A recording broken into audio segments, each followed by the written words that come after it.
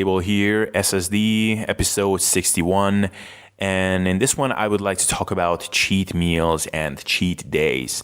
And I would like to talk about this topic because this is something that keeps returning in the form of different content forms, such as YouTube videos where people do 10,000 calorie challenges, which to me is honestly funny or ironic rather.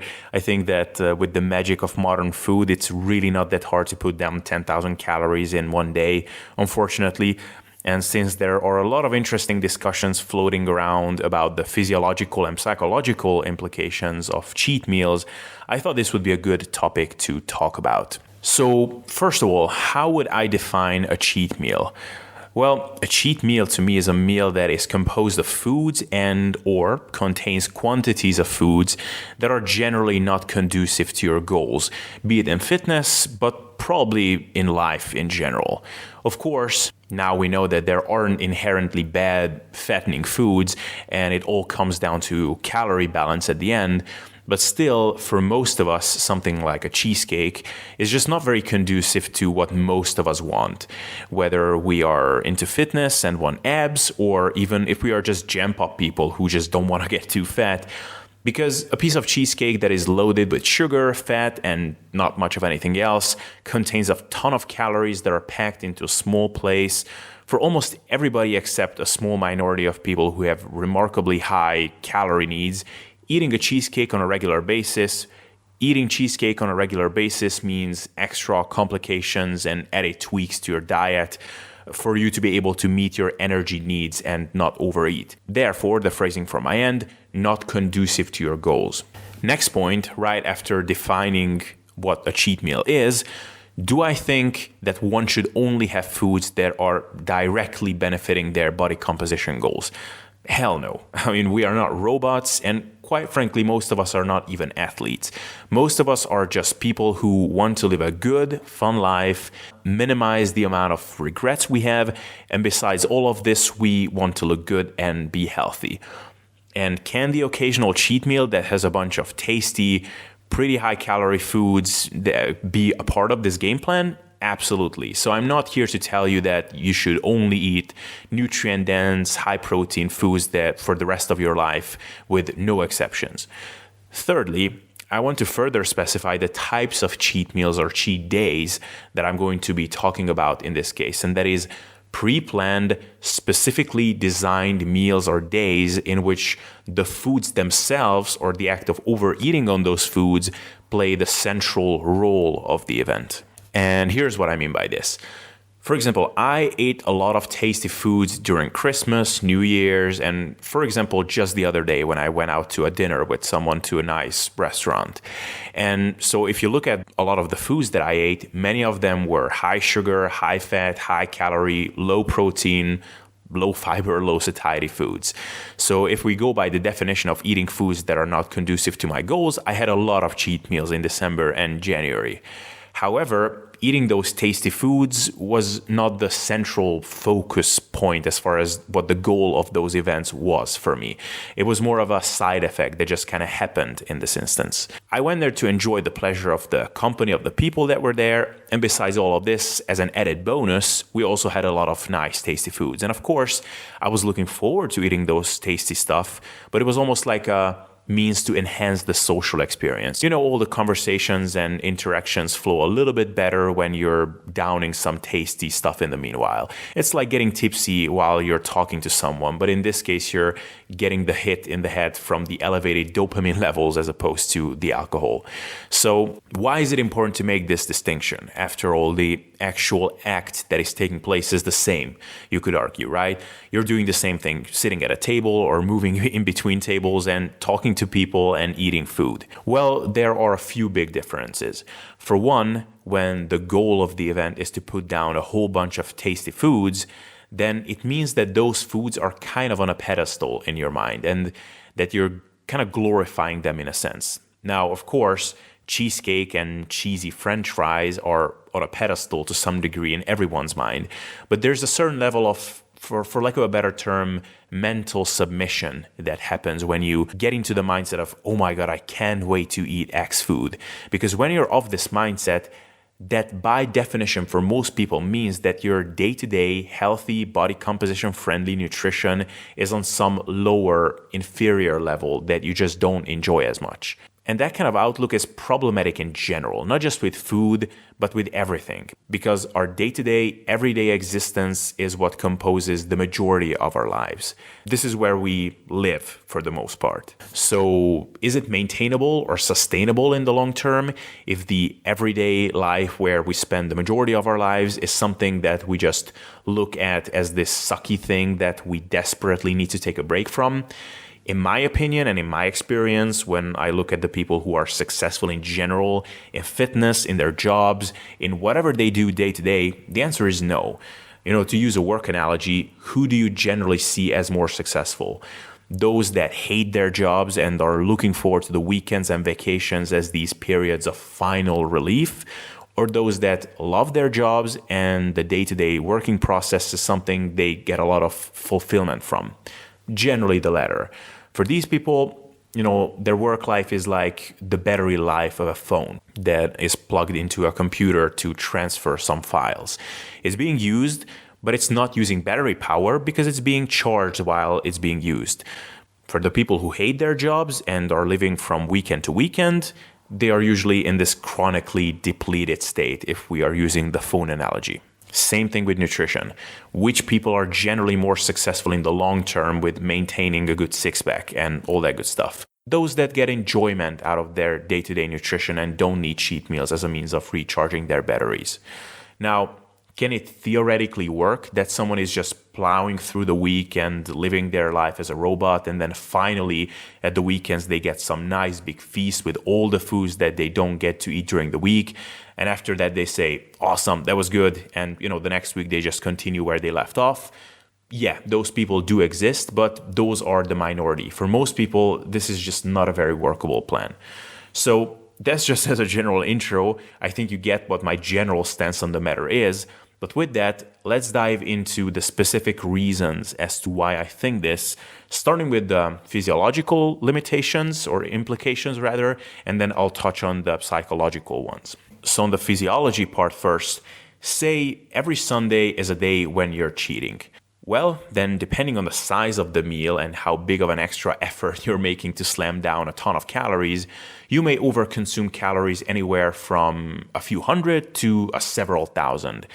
If you have, for example, a pizza at a restaurant, for example, a big pizza, and even some nice dessert afterwards, a couple of glasses of wine on that Sunday evening, for that day, your calories will be over by, say, 1,000, 1,500, 2,000 maybe, if you didn't modify nutrition at all on that given day.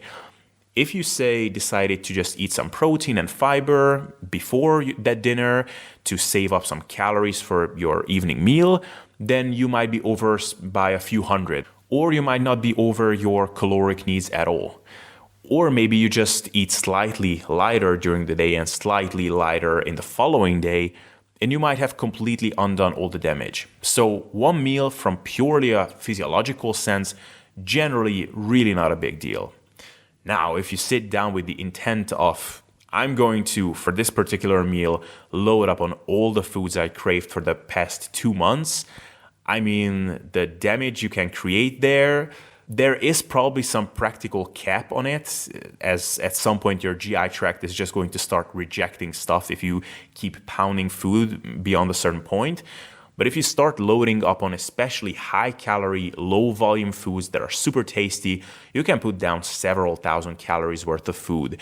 So at this point, we are not talking about something that you can just auto-regulate by some minor modifications in your nutrition for the rest of the day. If you put together some food porn concoction of French fry this, ice cream that, and peanut butter from the jar this, and donuts that, you could easily cause yourself a week or 2 weeks worth of dieting. And if we are talking about actual cheat days, then oh my God, basically the sky is the limit.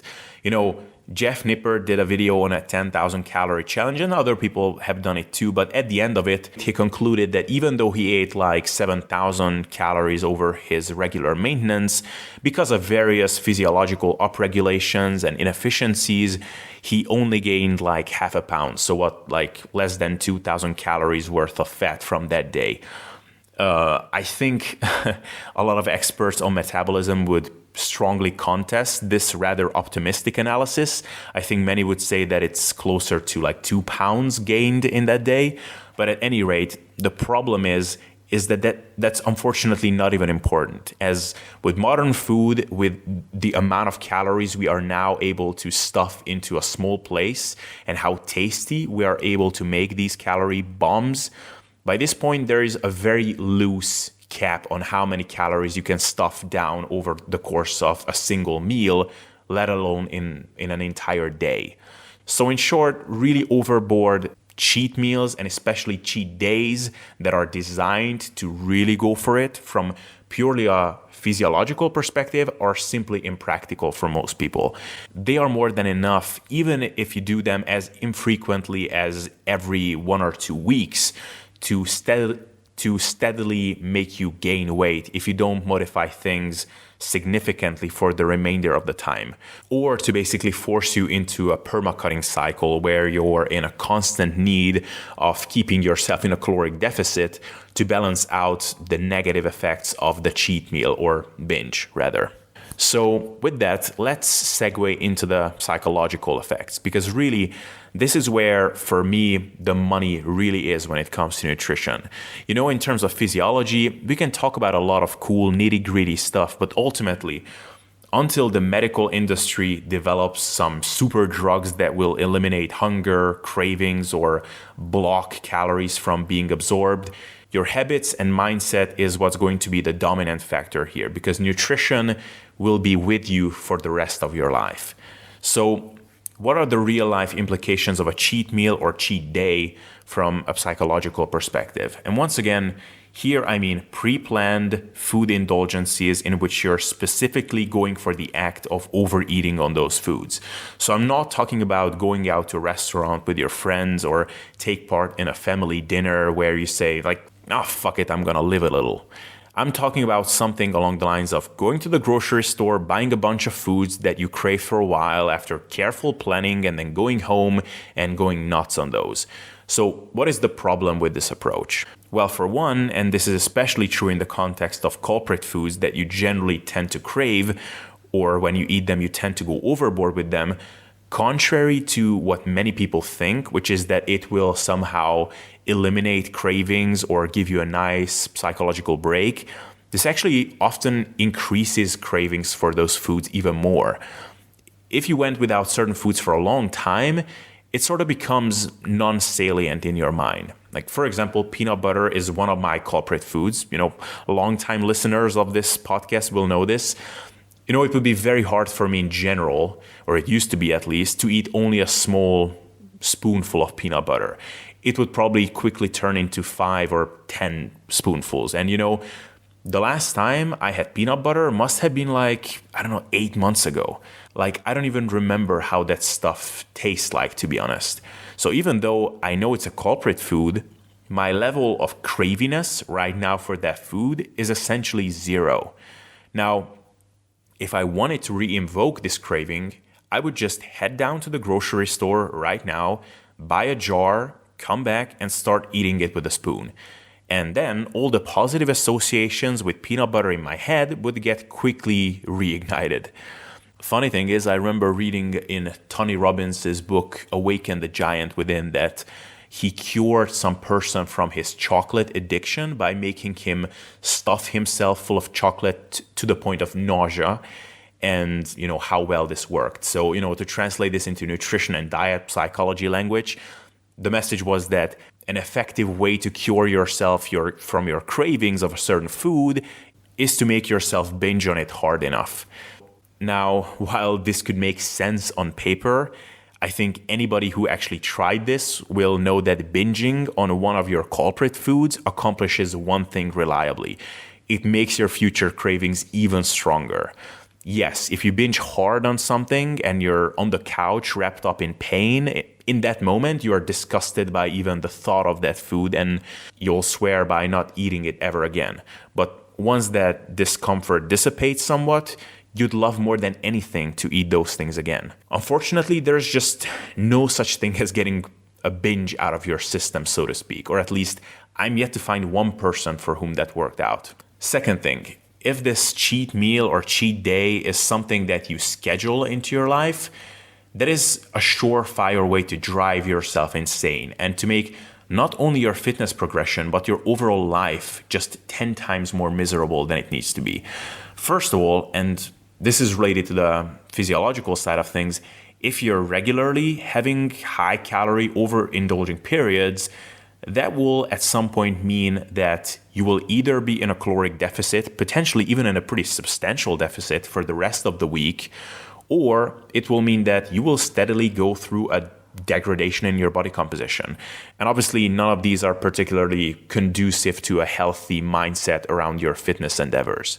And on top of that, by occasionally overindulging on super tasty, high-calorie foods, you're basically guaranteed to view your day-to-day nutrition as something that generally sucks and is not enjoyable, even if otherwise you would enjoy it. So, for example, I love eating fruits, veggies, and protein. Day-to-day, I like those foods. I made myself like them. I don't even feel like I'm sacrificing anything by not eating pizza and ice cream day-to-day. But I'm sure that if I scheduled in some huge feast on pizza and ice cream every Sunday, for example, I would start waiting for that Sunday to roll around so that I can indulge in it again. It's one of those things where you can create yourself a problem that didn't exist before completely needlessly. So these are the reasons why I generally think that cheat meals and cheat days are generally inappropriate for most people. And I also add that all these negative effects are magnified considerably if you're doing it in a dieted state where you would have otherwise been in a hypocaloric state. Because when your body is chronically deprived of calories and nutrients, basically any kind of negative psychological effect that would otherwise take place is now taking effect even stronger. So after giving a general negative pitch for cheat meals, let's talk about what to do instead. For one, I think that meals that are out of the norm for you and are not necessarily conducive to your body composition goals, once again, they do have a place in sort of a reactive manner where you basically just let life to happen. So for example, going out to eat, taking part in a social event that includes food, things like this will, for the most part, involve foods that are not exactly body composition friendly. But if you don't go crazy with them, they will have no negative impact in the long term. These things could even be scheduled in some way when you know, for example, that every Friday night you go out to eat with your girlfriend or boyfriend, or every Sunday morning you have a big breakfast with your family. You will anticipate it, make some smart modifications to your nutrition for the rest of the day, and it will be done. Now, when we talk about culprit foods or foods that you might specifically crave, then basically I see two realistic options. One is of course, the flexible dieting kind of approach where you'll try to make some of these favorite foods of yours a small, measured, and moderated component of your diet. So maybe you'll have a few hundred calories worth of ice cream as a regular part of your day-to-day nutrition. And this can work especially well if you're not prone to go overboard and lose self-control with these indulgence items. Now, if these foods are culprit foods for you, to an extent that you simply go overboard with them and you have a very difficult time moderating your intake with these foods, then here's my advice. Cut that shit out. I know that this might make some people cringe, and these days it's trendy to say that cutting some food out altogether should never be necessary and you should always be able to moderate something. But here's my take on the matter. If it's a culprit food that regularly triggers you to overeat, here are the things that you need to know. For one, what's a culprit food now may not always be a culprit food. Maybe something is a serious trigger food at the moment, but maybe you just have been dieting for a long time. Maybe once you're well fed and there is, plenty of leptin being secreted and all the hormones associated with hunger and satiety are now working in your favor, those foods will no longer be trigger foods. The second thing is, if you are not in that state yet, so these foods are still culprit foods for you, then basically it all comes down to a cost-benefit analysis. What's the benefit of including them? obviously you'll get to enjoy the taste of that food on a regular basis. What's the cost of including it? Well, if it's a trigger food, then you'll be constantly testing your self-control and willpower and just exhaust your mental resources this way needlessly, whereas you could have made it easier on you by just simply not including the food in the first place. And then, what's the potential cost or the risk of including it? Well, you may go overboard with it or may even spiral into a binge. Now, I don't want to talk this into you, but be honest with yourself. If you know that this is a risk, then is the risk worth the benefit of getting that small sensory pleasure from that food? I don't think so. Lastly, I want to address the potential objection or unease that some of you might have about the idea of just cutting out a certain food. For one, I know that, once again, the rise of the flexible dieting and if it fits your macros movement has partially bred this notion that the inclusion of all food sources should be possible and it should never be necessary to cut anything out completely.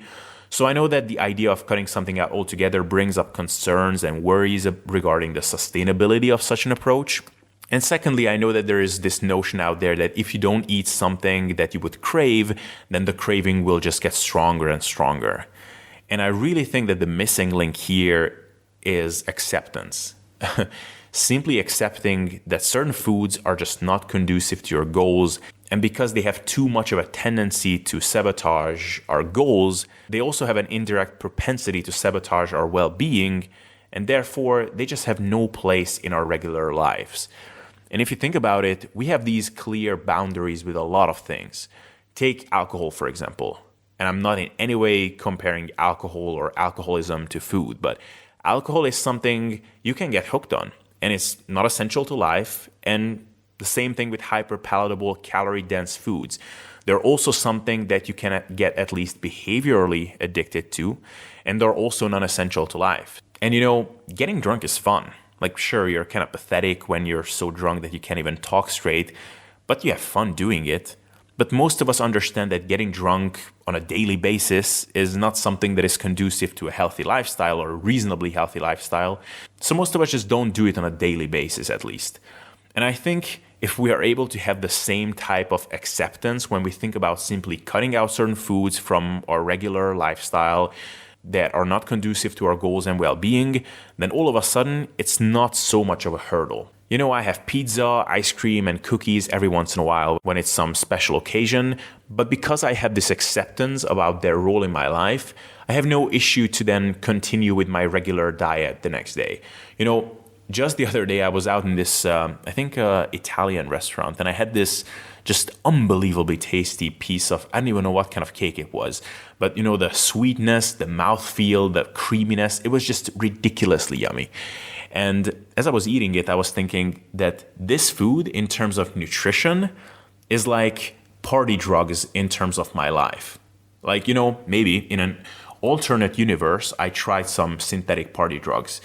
And those things are a ton of fun. I mean, they give you a sense of confidence, euphoria, presence in the moment that no amount of alcohol or caffeine or anything like this could ever give you. And when in this hypothetical scenario, so in this alternate universe, I tried these substances, I had to then come to terms with the fact that this amazing euphoria I just experienced is not real life. Like, it's fun, yes, I can party with it like I never did before, but if I indulge in them on a regular basis, I will just destroy my body and probably the neurons in my brain and, ultimately my life. So, I just don't indulge in these things. So similarly, I had this mini epiphany with this piece of cake I was eating that, sure, if I'm being completely honest with myself, my frozen berries with cocoa powder and sweetener, which I absolutely do love, of course they don't even come close in terms of tastiness to this. But this is not real life. This thing I'm eating is basically a mirage. This is the illusion of a life that is not mine, basically, to be super unnecessarily deep. So to summarize this last segment, there's absolutely nothing wrong with cutting some shit out of your life that is making it difficult for you to be adherent towards your goals. And the final thing I will say is that all the questions about how much fat you can store in a single binge or how long it takes to undo the damage of a single binge, etc., All those things are completely irrelevant in my opinion, because the issue with the binge is not that you may be storing 700 grams of fat as opposed to only 200 grams of fat. The issue is the identity that you're creating by regularly indulging in something that is fundamentally against your goals and probably to some degree your values. I think it's worth asking ourselves time to time when we are contemplating doing something of questionable value, what part of our personality are we feeding with this action? Not on that given day, but over the long term, if we make this a habit. Give that some thought. So guys, that's my take on cheat meals and why I'm not a big fan of the concept. I think this is a really fascinating topic that goes way beyond the purely physiological practicalities. And as I usually do, I went maybe a little bit deeper than I should have. But at any rate, I hope you enjoyed this and made you think. And my question to you for today that I'd love for you to answer in the comment section is, when was the last pre-planned cheat meal or cheat day that you had, and how did you feel afterwards? Hey guys, I just want to tell you again that your inputs for this podcast will help it grow more than anything, and your requests, ideas, and comments will contribute to awesome content going live on this channel and podcast more than anything. So if you want to contribute, the best thing you can do is to go on Facebook and look up Sustainable Self-Development. You'll find both the page and the Facebook group that is dedicated to discussions and ideas being thrown around. Go there and note down your comments about what kinds of topics or guests you want to be featured on this podcast and YouTube channel in the future. Just keep in mind the general theme of this podcast and my YouTube channel, which is to help people becoming their best selves in terms of lifestyle as it pertains to fitness and general personal development. This podcast is really dedicated to self-improvement, both physically and mentally. So keep that in mind. So thanks again for tuning in, and see you next time.